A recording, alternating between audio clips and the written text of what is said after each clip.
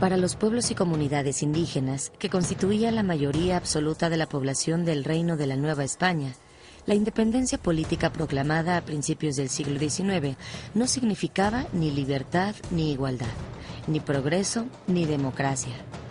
La desigualdad se agravó durante la segunda mitad del siglo XIX, después de las reformas liberales. El movimiento revolucionario de 1910, una insurrección social protagonizada por indígenas y campesinos, produjo entre sus resultados la reforma agraria de la época cardenista y la política educativa de la revolución, que amplió las posibilidades de la niñez y la juventud indígena de acceder a la educación pública. Sin embargo, en el campo de la justicia, la condición de los pueblos indígenas sigue sumamente rezagada. El acceso a los tribunales es más difícil. La justicia que reciben no es expedita como lo exige la ley. La corrupción y la impunidad campean en los ministerios públicos y en los tribunales de las regiones indígenas. Salvo excepciones, los jueces y agentes del Ministerio Público desconocen las lenguas, las costumbres, las tradiciones y la cultura de las comunidades en donde operan. Aunque la legislación lo establece, la mayoría de los indígenas no pueden ejercer el derecho a tener traductores de sus lenguas para defenderse adecuadamente ante la justicia. En las cárceles y centros de detención, las condiciones de los presos indígenas son deplorables. Particularmente vulnerables, víctimas de numerosos abusos, son las mujeres y las jovencitas indígenas. Muchos son víctimas de acusaciones falsas, detenciones arbitrarias y fabricación de delitos. Ante ello, el gobierno mexicano instauró hace algunos años un programa de liberación de indígenas que por sus circunstancias no tendrían por qué estar encarcelados. Desde tiempos ancestrales, las comunidades indígenas practican sus propias formas de derecho, es decir, su derecho indígena, que algunas veces es llamado por otros usos y costumbres. Cuando funciona bien, el derecho indígena imparte justicia equitativa, resuelve conflictos entre miembros de la comunidad, mantiene la seguridad pública, protege y restaura el tejido social y la armonía interna y sirve para fortalecer los vínculos sociales y culturales que permiten el desarrollo y la participación democrática.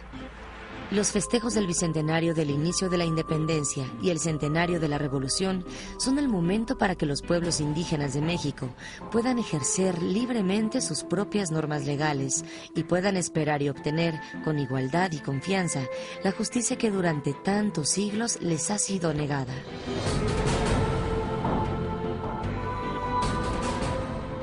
Y para hablar sobre este tema están con nosotros Rodolfo Stavenhagen, profesor investigador emérito del Colegio de México, Premio Nacional de Artes y Ciencias 1997. Fue relator especial de la ONU para los Derechos Humanos de los Pueblos Indígenas. Fue subdirector general de la UNESCO para las Ciencias Sociales, miembro del Consejo de la Comisión Nacional de Derechos Humanos, presidente fundador de la Academia Mexicana de Derechos Humanos. Marta Sánchez nació en el pueblo amuzgo de Xochistlahuaca, Guerrero. Pertenece al Consejo Guerrerense 500 años de resistencia indígena, AC. Fundadora de la Casa de Salud de la Mujer Indígena, Manos Unidas. Coordinadora general de la Asamblea Nacional Indígena Plural por la Autonomía, ANIPA. Directiva estatal de la Coordinadora Guerrerense de Mujeres Indígenas, CGMI. Delegada indígena en las Naciones Unidas. Larisa Ortiz. La licenciada Larisa Ortiz, indígena de Puebla, es funcionaria de la Comisión de Derechos Humanos del Distrito Federal y coordinadora de la controversia constitucional que presentaron 300 municipios indígenas ante la Suprema Corte por estar inconformes con el procedimiento que llevó a cabo el Congreso de la Unión para la reforma constitucional indígena en 2000. Bruno Plácido, promotor de desarrollo comunitario mixteco Tunsavi, fundador y consejero de la Coordinadora Regional de Autoridades Comunitarias, también llamada Policía Comunitaria de la Costa Montaña de Guerrero.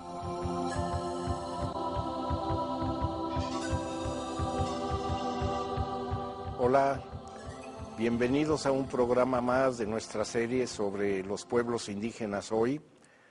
En este programa vamos a tratar un problema y un tema realmente preocupante, que es el de los derechos el derecho y la administración de justicia con respecto a los pueblos indígenas de nuestro país.